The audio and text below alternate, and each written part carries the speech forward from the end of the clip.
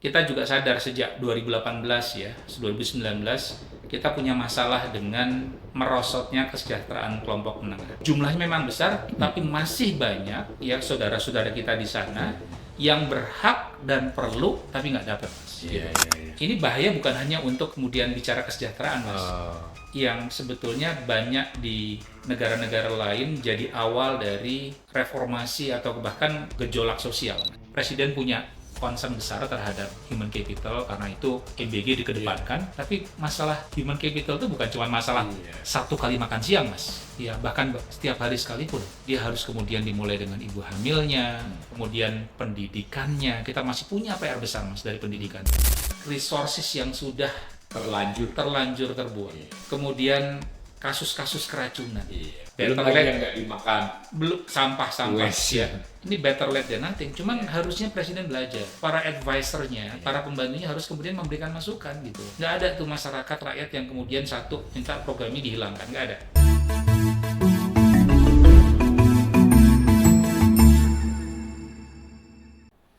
Salam cerdas, Ibu Bapak, saudara-saudara yang saya hormati. Berjumpa kembali dengan saya di kanal Awali Rizki dalam sesi ngobrol ekonomi. Kali ini edisi spesial ya. Saya dipinjam tempat oleh narasumbernya di kafe beliau di Jogja. Kebetulan saya ada di Jogja. Mas Elan Satriawan, Dr. Elan Satriawan. Terima kasih Mas Elan. Kita Ya. perasaan setahun yang lalu kayaknya. Dengan senang podcast. hati. Iya, ini setelah itu kita tampaknya belum berjodoh. Waktunya Iya, Mas, telisipan nah, terus waktunya. Ini mudah-mudahan malah di Jogja kita bisa ini. Nah, saya sudah ngincer Mas Elan lama ini karena antara lain dari berbagai narasumber maupun kajian saya sendiri itu kan semua sudah mendapatkan situasi 1-2 bulan terakhir ini di mana kondisi dunia seperti itu, ada oil shock, ada geopolitik yang nggak menentu dan kemana-mana ulah Trump terhadap tarif, kemudian keuangan global yang kelihatannya belum menemukan format barunya. Ya. Nah, sampailah kita pada soal ke Indonesia kan transmisi dampaknya.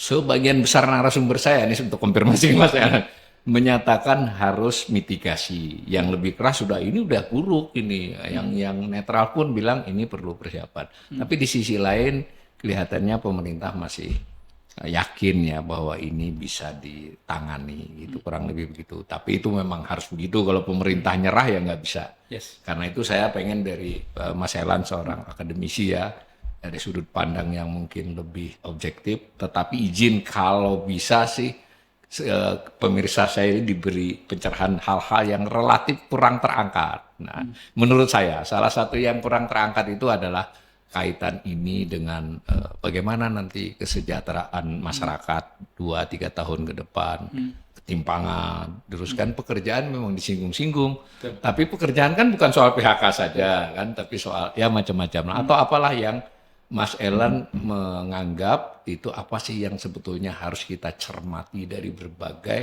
indikator atau perkembangan ekonomi kita yang terkini. Ya, baik Mas Awal. Pertama terima kasih sekali lagi dan alhamdulillah bisa memenuhi undangan ini akhirnya. Sekaligus memfasilitasi podcastnya juga. Cocok. Ya. Nah, terkait dengan situasi terakhir ya, geopolitik yang kemudian tentunya pasti punya dampak pada ekonomi ya, dan dalam konteks yang kekinian ini kita bicara akan shock geopolitik itu ke ekonomi itu muncul dalam bentuk tekanan pada harga minyak ya,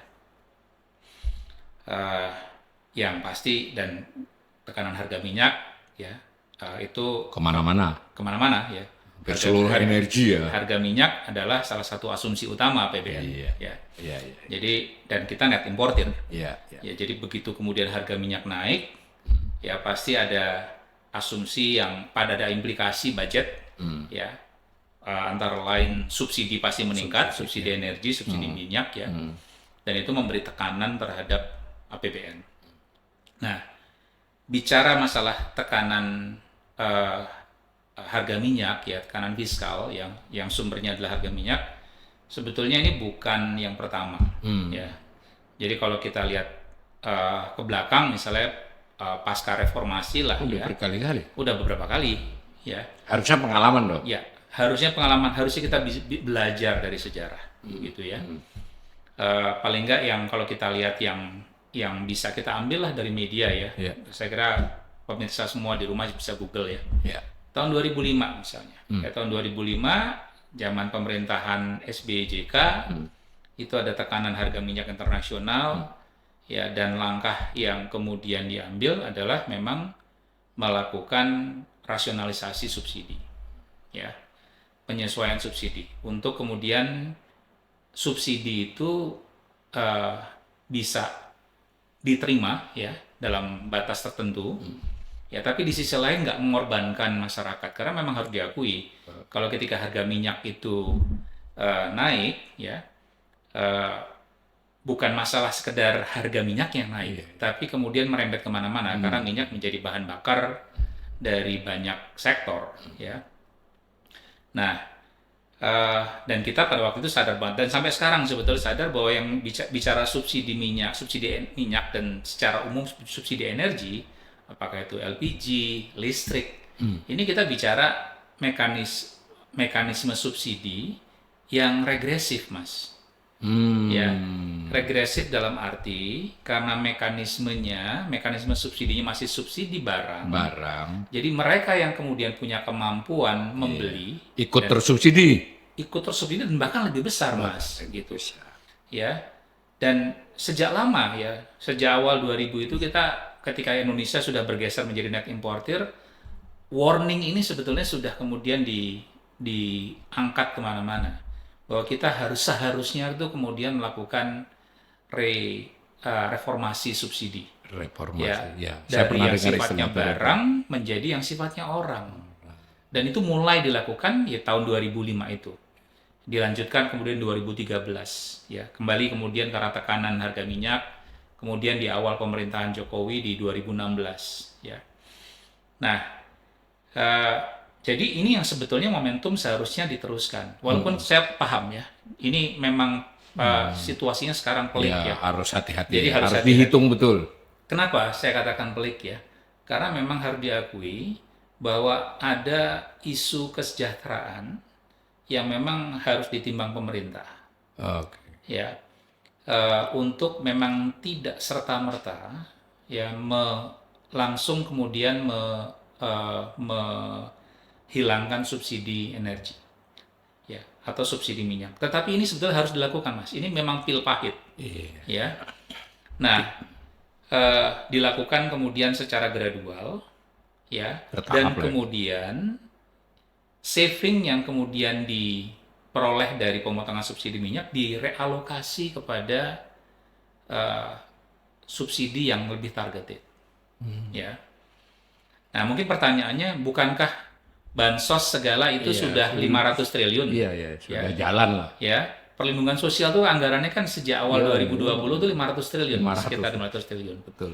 Ya, mungkin orang melihat angkanya besar, terus kemudian name tag-nya perlindungan sosial, tetapi kalau kita dalami sebetulnya, Mas ya, ini masalahnya kan juga mendalami APBN ya. Itu yang bicara, kalau kita bicara betul-betul anggaran perlindungan sosial yang targeted, itu paling cuma 200 triliun, Mas. Ya, yang 300 sampai 350 ya subsidi energi. Universal. Siapapun gitu. dapat. Dan ketika bicara kemudian subsidi yang universal tadi, makin kaya dia, makin terimanya subsidi makin lebih banyak gitu. Nah, ini sebetulnya yang kemudian harusnya di pemerintah aware betul ya, bahwa ini harusnya direformasi dan ini direalokasi kepada subsidi yang lebih targeted. Nah, ke siapa nih?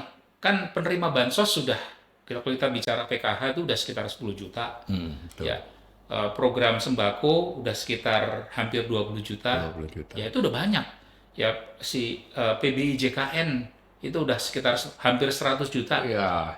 Ke siapa lagi? Nah, ini kita bicara di sini, Mas, bukan sekedar jumlahnya, Mas, tapi apakah tepat sasaran atau enggak. Itu ya. Karena di antara yang 10 juta menerima PKH, 20 juta yang menerima sembako, hampir 100 juta, ini 10 juta keluarga PKH, hampir 20 juta keluarga untuk program sembako dan 100 juta individu untuk program PBJKN. Ini kita kalau bahasa teknisnya Mas, itu masih banyak isu targeting errornya. Baik exclusion error maupun inclusion error. Yang berhak dapat Ya. nggak dapat, Yang yang berhak- nggak berhak dapat Betul. memperoleh. Mungkin sekarang inclusion error udahlah biarin lah. Ya, ya. Karena kalau Nggak apa-apa lah, ini- double ini ya. Nanti mungkin kita masuk ke Ya. area ini Mas. Karena kita juga sadar sejak 2018 ya, 2019 kita punya masalah dengan merosotnya kesejahteraan kelompok menengah, kelas menengah. Nggak hanya orang Nah, miskin. jadi kalau kemudian mereka pun dapat nggak apa-apa lah, Nggak apa-apa. gitu. Oke. Jadi yang harus sekarang difokuskan, dialihkan ini adalah memperbesar kue subsidi yang targeted Iya. dan diberikan kepada mereka-mereka yang masuk dalam kategori exclusion error itu, Mas. Bukan barang ya, Iya. tapi orang langsung. orang atau Ya. keluarga. Karena sekali lagi jumlahnya memang besar, tapi masih banyak ya saudara-saudara kita di sana yang berhak dan perlu tapi nggak dapat, Mas. Iya, Gitu. iya, iya. Nah ini saya kira apa namanya yang mungkin nggak banyak dilihat, Mas ya. Iya, iya. Dan lepas dari isu geopolitik, Iya, naiknya iya, harga minyak ya. Padahal Sebelum ini- itu pun ini sudah kita Betul, bermasalah betul, ya. betul, Di betul. saat tertentu kita ibaratnya terlalu mewah untuk membagi subsidi yang tidak Betul. tidak perlu. Ya. Pada saat sulit begini jadi kerasa banget ya. Dan saya katakan tadi bahwa isu kesejahteraan yang lain itu kita perlu sebetulnya perluasan perlindungan sosial, Perluasan apa? perluasan sistem perlindungan Oh, sosial. sistemnya ya. Ya. Dan antara lain tentunya programnya, terutama sekali lagi memang untuk menjangkau saudara-saudara kita, ya warga negara Indonesia yang mungkin sekali lagi kalau dari sisi desil ranking kesejahteraan Mas itu di 40, Iya. 50 persentil di tengah-tengah Iya, gitu. tengah lah ya. Tapi kenyataannya Mas kalau kita bicara ya kelompok tengah kita ini yang mungkin antara 40 sampai dengan 80 itu juga rapuh Mas kesejahteraannya. Terlalu dekat dengan garis ya. Terlalu dekat dengan garis pertama, yang kedua memang faktanya mereka tuh turun kesejahteraannya Mas. Oh. Ya. Mereka tuh turun kesejahteraannya. Iya. Dan sebagian bahkan drop Mas kepada yang disebut dengan kelompok rentan. Rentan. Jadi kalau rentan kita pakai miskin. klasifikasi Bank Dunia ada extreme poor, Heeh. ada Miskin ada ekstrim, miskin ekstrim, miskin, miskin, rentan, rentan. aspiring middle class, Oh, iya, middle class, iya. dan kemudian Iya. top ya atau rich gitu. Yang middle class sudah pada turun Nah, itu. middle class dan aspiring middle class turun ke rentan Mas Ke gitu. rentan. Ya, jadi kelompok tengah kita itu kemudian shrinking Mas gitu. Shrinking ya istilahnya ya. Nah, ini bahaya bukan hanya untuk kemudian bicara kesejahteraan Mas. Ya, ini kita bicara yang sebetulnya banyak di negara-negara lain jadi awal dari reformasi atau bahkan gejolak sosial, Mas. Iya. Ya. Karena mereka umumnya well educated ya, Lebih well educated, Ah, ya, kemudian lebih berani bersuara, lebih berani bersuara dan punya saluran suara, Mas. punya saluran. Apalagi sekarang IT begini Betul, ya. IT begini dengan iya. dengan media sosial, dengan AI dan lain sebagainya. Ini mereka Iya. mungkin kalau nggak diperhatikan betul, mereka betul-betul akan bersuara dan kemudian ya akan komplain gitu loh. Iya. Ya, dan ini saya kira hal-hal yang harus diperhatikan ya. Dan tanda-tanda, saya kira tanda-tandanya ke sini itu saya melihat belum ada langkah yang signifikan, Mas. Karena menurut saya paling tidak untuk meredam ya atau kemudian untuk mengatasi situasi ini, Mas ya, untuk menetralkan keresahan ini, itu menurut saya dua. Pekerjaan yang berharga, terutama harga makanan. Harga Dan ini kita bicara akses dan affordabilitas. Iya, iya. Ya. Barangnya ada, Iya, iya. ya, dan kemudian terjangkau. Hmm. Ya. Apapun caranya, Mas. Ya kalau saya ya. Hmm. Ya kalau memang kemudian bisa diupayakan dalam negeri bagus. Ya, tetapi kalau memang dalam jangka pendek harus impor, ya Iya. duit gitu loh. Iya. Ya untuk memang memastikan barangnya Impor ada. itu harusnya nggak haram Betul, ya, gitu karena loh, ya. memang ya Betul. kalau memang pas Ya. diperlukan ya harus Betul impor. gitu. Ya. Tapi memang nggak bisa dijadikan solusi jangka panjang gitu ya. Kita sendiri juga harus Ya, mandiri. menumbuhkan kemampuan Memproduksi kompetisi sendiri ya. kompetisi. Nah, yang kedua pekerjaan yang berkualitas. Nah ini yang juga menjadi concern, Mas. Pekerjaan yang berkualitas itu masih jauh dari angan, Mas. Betul, kalau kita bicara kuantitas, ya mungkin semenjak 4 tahun, 5 tahun, 6 tahun terakhir, ada sekitar 11, 12, 13 juta mungkin pekerjaan Tercipta. tercipta. Penga- Tapi lebih dari 50%-nya Iya, ini adalah pekerjaan yang memang diciptakan oleh masyarakat sendiri, informal, bukan disediakan oleh pemerintah gitu loh. bukan karena pengelolaan Betul. ekonomi negara ya. Tingkat pengangguran turun, jumlah pengangguran bertahan, tapi ya tadi kualitasnya ya. Jadi pemerintah juga harus melihat goes beyond like traditional iya. statistics Iya. indicator, Mas, ya. Pengangguran, oke, lihat angka tingkat pengangguran, tapi jangan cuma lihat tingkat penganggurannya. Mereka lihat, kerja apa? lihat yang kemudian half unemployment, Iya, setengah ya, menganggur. setengah menganggur. Lihat kemudian bekerjanya di mana. Di sektor apa? Lihat Statusnya upahnya, apa? upah realnya Upah turun real. atau naik. Ya. Jadi harus lihat ke indikator-indikator kualitas pekerjaan gitu, Mas. Ya, ini kalau ini nggak dilihat, ya kita akan melihat semuanya baik-baik saja, padahal di bawah masyarakat sudah relatif menjerit gitu, Mas. Saya garis bawahi yang pekerjaan ini karena saya baca sepintas yang laporan Bank Dunia yang yang Desember ya, bukan yang IEP yang itu yang Indonesia itu digaris bawahi banget, Mas. Saya tuh kaget baca, makanya saya konfirmasi sama alia. 2018 sampai 2024 menurut Bank Dunia upah real pekerja ya, bukan hanya buruh nih, seluruh pekerja Indonesia tuh turun, benar nggak, Mas? Betul. Berarti upah nominal dia kalah dengan inflasi. Berarti inflasi Betul. rendah loh. Betul. Jangan UMP yang kita lihat ya, karena kan upah karena ada yang usaha sendiri apa itu kan harus dihitung juga. Yes. Ada lagi yang menarik di situ yang saya perlu konfirmasi juga. Si Bank Dunia ini mengingatkan bahwa ini akan berdampak pada daya beli, ya toh?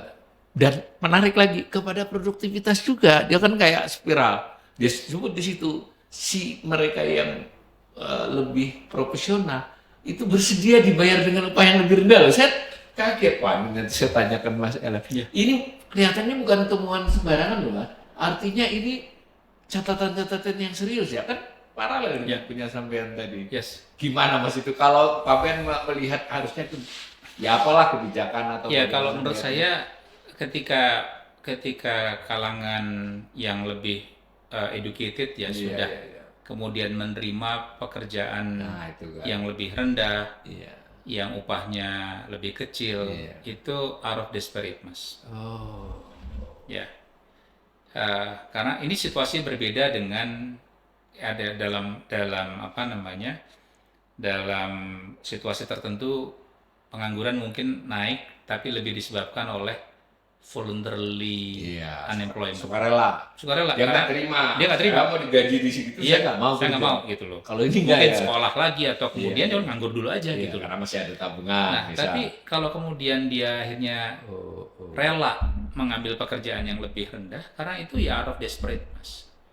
Ya nggak punya resource untuk bertahan, ya, dan bekerja dengan kualitas pekerjaan yang lebih rendah, upah yang lebih kecil adalah satu-satunya pilihan. Dulu ada studi lama saya ingat itu terlalu miskin untuk tidak bekerja katanya kan. Tapi memang diakui ya itu sebetulnya terjadi di beberapa negara berkembang. Oh ya itu betul. Ini kan kita juga jangan terlalu nyedihin bangsa sendiri. Betul. Ya, artinya ada kita bisa juga belajar kan. Ada negara yang bisa mengatasi, ada yang sama dengan kita. Betul sekali. Makanya kembali ke poin saya tadi ya. Artinya dalam situasi yang seperti ini pemerintah seharusnya fokus pada menekan harga. Ya menekan harga itu ya dengan instrumen-instrumen yang memang mendorong pasar untuk lebih bisa menyediakan, untuk bisa intinya gini lah, kembali ke basic, menggeser kurva penawaran, Mas. Gitu. Paling nggak dalam jangka di mana situasinya ini memang betul. Jadi serius, jangan sampai kemudian identifikasi masalahnya karena ada mafia, karena ada yang menimbun. Ya mungkin 1-2 ada yang menimbun gitu, ya. Karena kan selalu di pasar itu pasti ada spekulan, ya, ada yang memang pengen mengambil untung. Cuman berapa sih gitu? Artinya ini permasalahan pasar diselesaikan dengan mekanisme pasar, instrumen pasar begitu. Kalau pemerintah masuk dalam rangka memukul yang merintangi pasar kan, betul, itu memperbaiki. Cuman jangan dijadikan yang sebagai instrumen utama gitu loh. Misalnya menggunakan APH, untuk kemudian melakukan razia macam-macam gitu ya.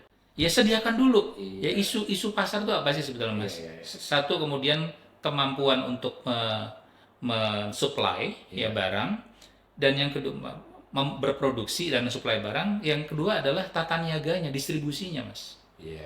Nah ini kita masih punya dua masalah ini Mas. Ya kalau kita bicara kemampuan, misalnya kita bicara sektor pangan, berarti kan kemudian pertanian, produktivitas pertanian kita rendah Mas. Dibandingkan dengan negara-negara tetangga, kita rendah Mas.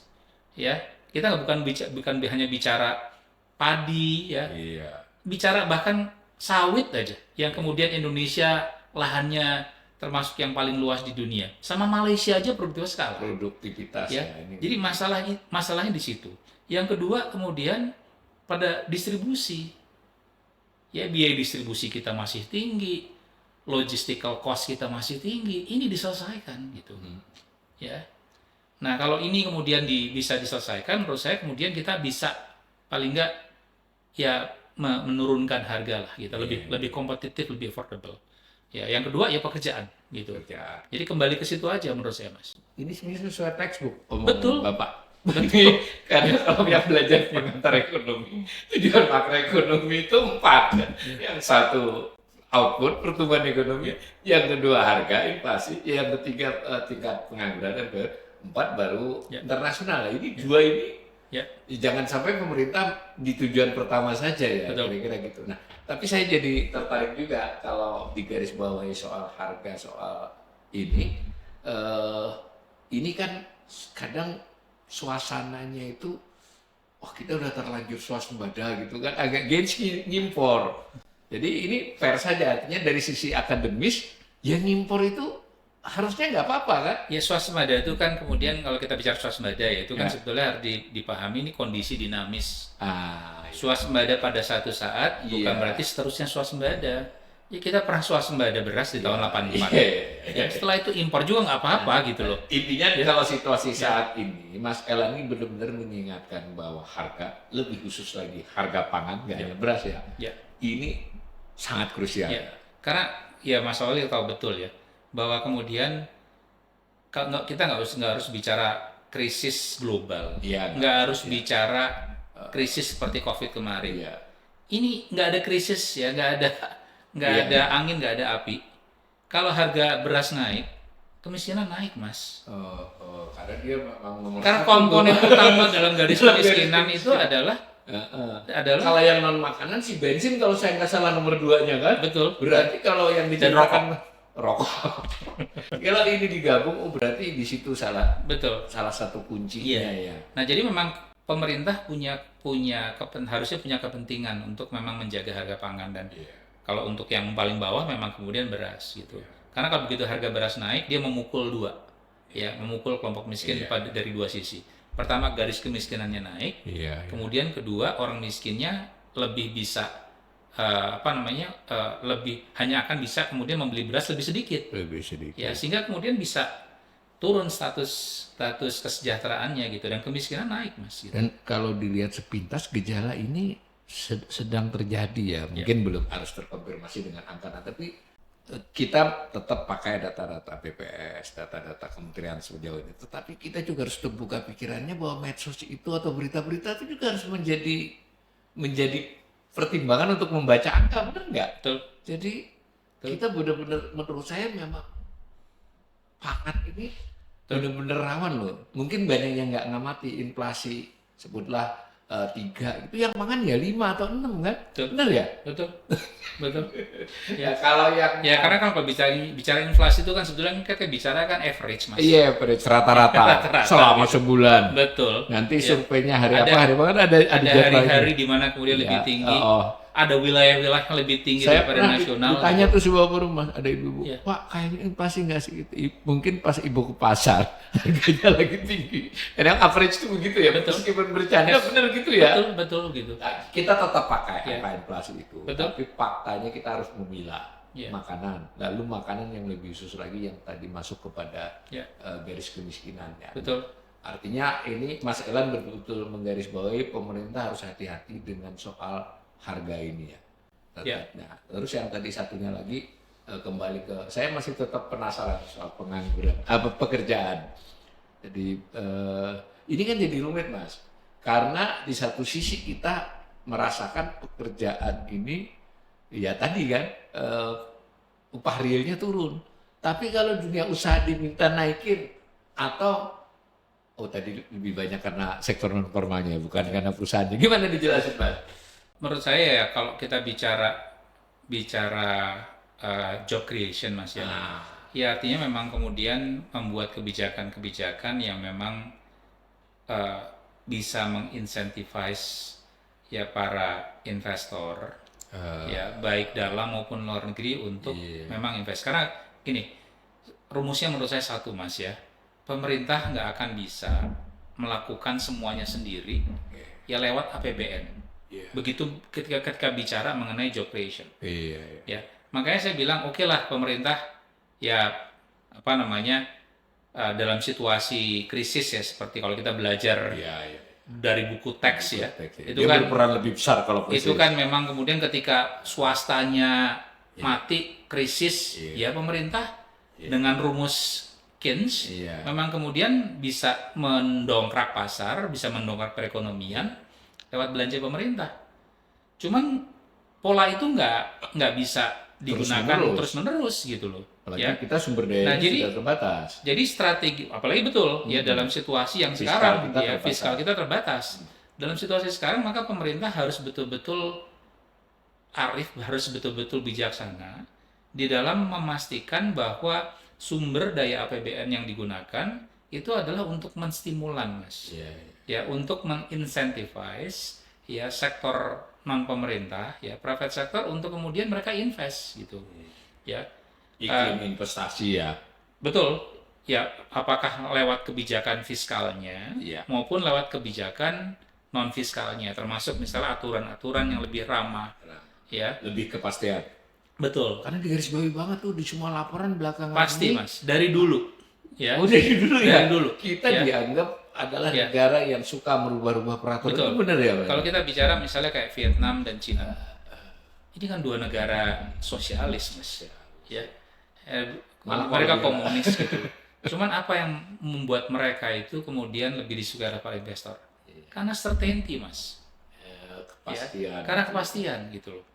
Begitu kemudian, karena kalau kita bicara certainty, ya atau kalau kita bicara uncertainty, kita bicara resiko, Mas. Kalau kita bicara certainty itu kita berbeda dengan kita bicara resiko. Buat pengusaha lebih baik kemudian bicara resiko, Mas, daripada karena resiko itu bisa dikuantifikasi, ya bisa dikuantifikasi dan kemudian kita bisa probabilitasnya terjadinya berapa begitu loh, ya. Tapi kalau kita bicara certainty kita nggak tahu nih, ini bakal kejadian atau nggak pasti, kita nggak tahu. Itu yang nggak disukai oleh kemudian private sector, Mas. Ini yang harus diperhatikan. Nah, ini yang menurut saya kemudian jadi saya termasuk yang kemudian nggak setuju, Mas. Ya pemerintah misalnya menggelontorkan uang ya, untuk MBG lah, untuk Koperasi Merah Putih lah, dengan tujuan job creation, Mas.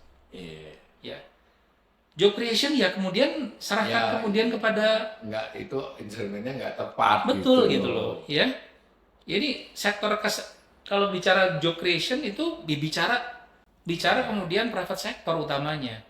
Pemerintah memang tetap bisa masuk, terutama pada sektor-sektor yang swasta nggak akan bisa masuk nih, ya sektor-sektor yang memang swasta nggak punya insentif untuk masuk di sana, sektor publik, ya public goods itu kan pemerintah memang tugasnya pemerintah untuk kemudian masuk ke sana. Tapi itu pun tujuannya sebetulnya bukan job creation, Mas, lebih kemudian untuk penyediaan barang publik, pendidikan, kesehatan yang sebagian juga memang harus diambil oleh pemerintah begitu.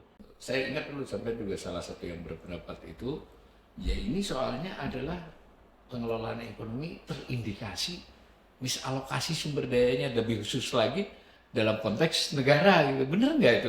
Masih relevan nggak dulu pendapatnya? Saya masih berpendapat begitu. Masih berpendapat begitu. Karena saya memahami bahwa kemudian setiap pemerintahan itu punya program prioritas, punya untuk program legacy. Punya flagship sendiri ya. Flagship. Dulu SBY ya, dengan kemudian program-program kayak PNPM lah, termasuk PKH ya, itu kan di sosialnya awal. paling Betul. dia. Terus Jokowi dengan segala kartu-kartunya itu ya. Nah, ini kemudian Presiden Prabowo ini pengen kemudian yang berbeda ya, yaitu kemudian dengan MBG dan kemudian Kopdes.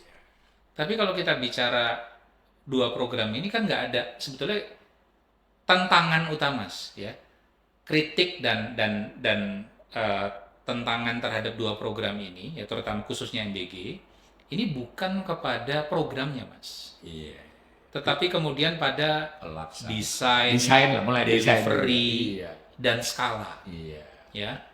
Ini tiga hal yang kemudian dalam situasi sekarang itu sangat-sangat berisiko terhadap fiskalnya ya. Kan nggak ada presiden yang kemudian menuntut rakyat yang kemudian menuntut nationwide ya. Ya, jadi tidak minta seluruhnya. Justru kemudian rakyat kebanyakan pengen lihat program ini tuh berhasil. Dan kalau memang pengen lihat program ini berhasil, justru presiden itu berkepentingan untuk memastikan desain seperti apa yang relevan, yang memang fit, yang akan sukses di Indonesia. Kepada siapa kemudian diarahkan, ya? Apakah kemudian modelnya SPPG atau modelnya sekolah atau komunitas atau hibrid? Ini pertanyaan-pertanyaan yang seharusnya diuji dulu, mas, begitu. Nah, sekarang kita 2 hari yang lalu baru dengar nih sekarang.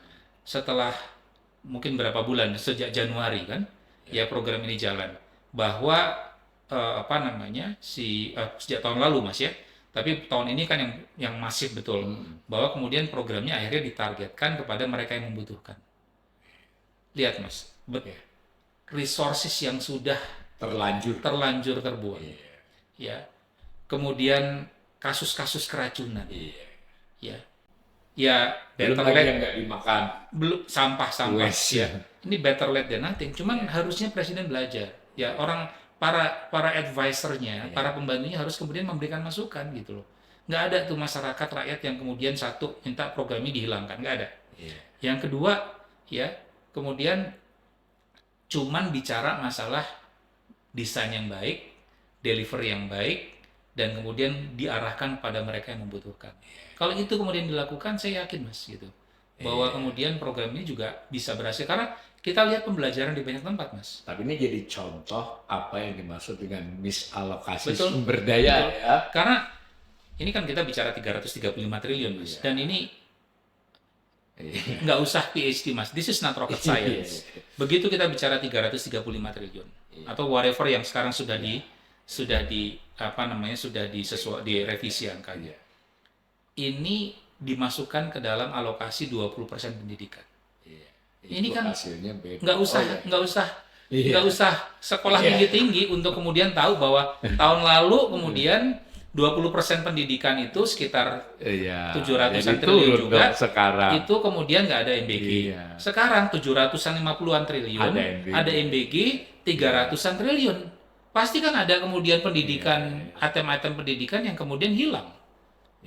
Ya, ini korban mas menurut saya ya, dan ini harganya terlalu besar buat bangsa ini begitu. Jadi kita pertajam ini, Mas Elan termasuk yang ekonom berpandangan bahwa misalokasi sumber daya sebenarnya secara keseluruhan perekonomian ya, tapi dalam pembicaraan kita tadi misalokasi sumber daya ini masih terindikasi kuat dalam pengelolaan APBN.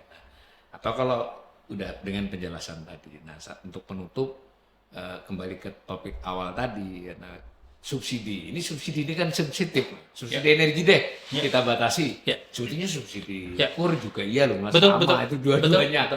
Ini dia memakai sumber daya yang cukup besar itu kalau dijumlahkan kan, energi yang kur. Nah tetapi ketika dijalankan, tadi hasilnya enggak ini. Itu bagaimana kira-kira? Kalau saya termasuk agak membedakan mas antara subsidi kredit dengan yang subsidi energi. Beda ya. Karena kalau kredit kan sebenarnya kan masih produktif untuk yang produktif. Kalau ini produktif lah. Ya, kalau ini kan yang subsidi energi kan mostly untuk konsumsi mas. Ya walaupun ada juga untuk usaha ya. Nah, tetapi kan dipisahkan sebetulnya itu yang memang untuk rumah tangga dan untuk memang usaha mikro dan kecil. Ya, menurut saya pilihannya nggak ada lain, Mas, ya.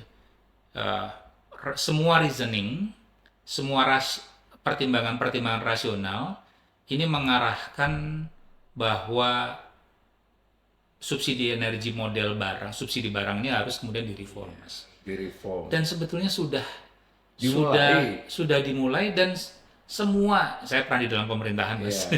Ya, artinya bukan secara struktural tapi membantu pemerintah, ya. Itu melihat bahwa eksekutif, legislatif, ya, itu sudah setuju semua, Mas. Ya, ini masalah cuma political will, political decision, udah lama banget dan eksekusi, Mas. Dan kalau yang dikhawatirkan adalah kemudian banyak yang protes, ya kan dianggap sensitif. ya, kita punya pembelajaran di 2005, ya, 15. mungkin 2005 agak ribet, tapi kemudian di 2013 dan di 2016 itu nggak ribut, Mas. Termasuk ketika bicara reform subsidi listrik di 2018, 2017, 2018. Itu mereka-mereka yang kemudian, dulu kan subsidi listrik kan berdasarkan meteran aja, Mas. 450 dan 900. Padahal yang pakai 450 900 itu juga banyak orang-orang berada begitu. Tinggal satu rumah buat 5 biji. Betul. Nah, itu begitu 2017-2018 diganti. Ya, bukan hanya meteran tapi meteran yang 450, yang terutama yang 900 yang ada di data pemerintah dan eligible. Ini nggak ribut, Mas. Paling nggak ada yang namanya gelombang protes yang masif. Ya, kenapa? Karena satu, memang ada sosialisasi. Dua, ada grievance dalam arti kemudian kalau mereka bilang, kalau keputusannya salah, bahwa, oh saya kan berhak kok saya di drop, mereka bisa kemudian appeal. Tapi ketiga, memang sudah menjadi common awareness, Mas. Bahwa status quo ini justru menguntungkan pihak-pihak yang nggak berhak gitu loh, ya, dan nggak produktif ini, Mas, gitu loh, ya. Jadi minyak yang makin terbatas, makin dalam situasi kayak begini kemudian tiba-tiba naik begitu, dan nggak menjadi insentif juga buat kemudian pelaku-pelaku dalam negeri untuk investment pada energi alternatif gitu. Jadi memang pemerintah harus berani punya keputusan secara gradual, ya, untuk kemudian melakukan reformasi subsidi energi. Nah, dan jangan sampai kemudian menghadapi situasi kayak gini lagi. Karena selalu situasi kayak gini itu jadi justifikasi, Mas, untuk menunda reform. Ya, padahal harusnya malah momentum, ya. Betul, harusnya, momentum. Iya gitu loh. Tinggal kan kalau saya nggak salah tangkap tadi, realokasi dari usaha efisiensi itu ke yang lebih tepat sasaran, tidak berbentuk subsidi, bentuk program lainnya, yang namanya misalokasi itu, ya. Dan kalau itu kurang, menurut saya kemudian dengan kondisi bahwa kayak begini, nggak apa-apa MBG dikurangi dulu. Ya, itu MBG itu tetap kemudian, apalagi kalau kita bicara yang targeted, saya punya angkanya, Mas. Ya, wilayah-wilayah yang kemudian harusnya diprioritaskan. Ya. Dan nggak semua sekolah juga sebetulnya kalau diberi kebebasan, mereka ada yang mampu, kita bisa kok nyediain sendiri orang tua. Ya, cuman kan selama ini jadi wajib, akhirnya kemudian sekolah terpaksa gitu loh. Ya, ini sebenarnya kan momentum. Pemerintah jadi nggak malu kalau melakukan revisi. Bahkan nanti kan tidak hanya yang begini, sebenarnya ada banyak program-program yang disisir dengan cara yang sama kan, bukan pada soal nilai jumlah duitnya atau orangnya. Tapi ini bener nggak programnya kan? Targetnya bener nggak? Kalau dibuat kayak gitu, sebenarnya kita belum kesulitan duit banget loh, Mas. Betul. Bener nggak? Betul. Kita jadi kesulitan karena cara kita memakai duit itu masih kurang efektif dan kurang efisien. Kira-kira gitu nggak? Saya nggak menutup mata juga bahwa betul pasti ada inefisiensi, Mas. Dan kalau presiden. Cuma menurut saya apa yang dilakukan sekarang the so-called efisiensi, Mas, kebablasan, Mas. Ya.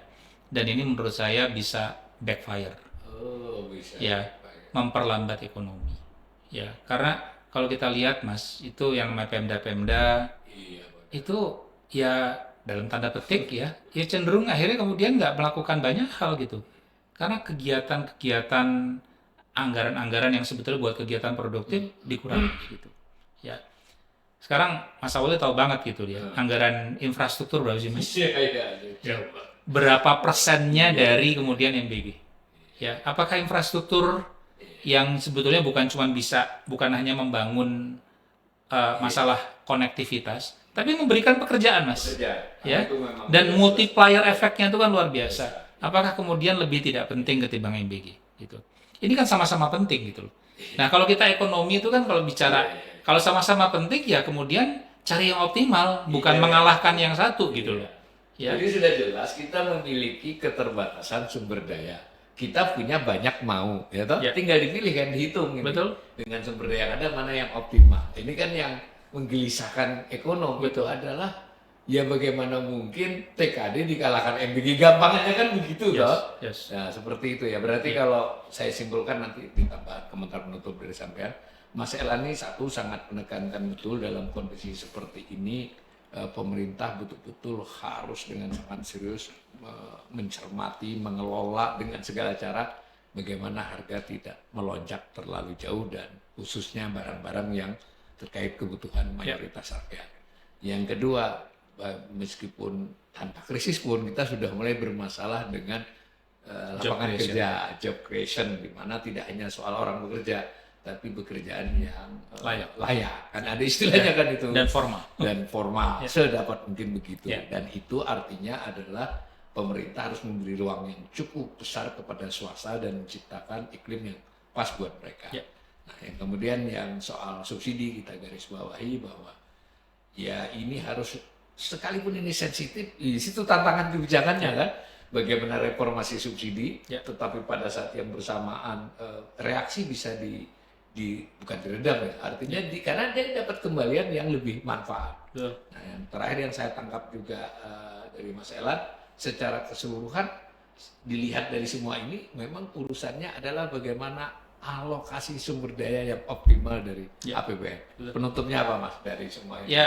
Ya apa yang terakhir disampaikan Mas Awal tadi ya, memperbaiki misalokasi dari APBN yang memang makin terbatas, ya, sumber daya APBN yang makin terbatas. Ya, ketika kemudian sumber daya APBN, kemampuan fiskal makin terbatas, ya rasionalnya ya seharusnya kita makin bijaksana ya di dalam menentukan prioritas. Ya, kita kan punya pembelajaran ya di masa lalu ya.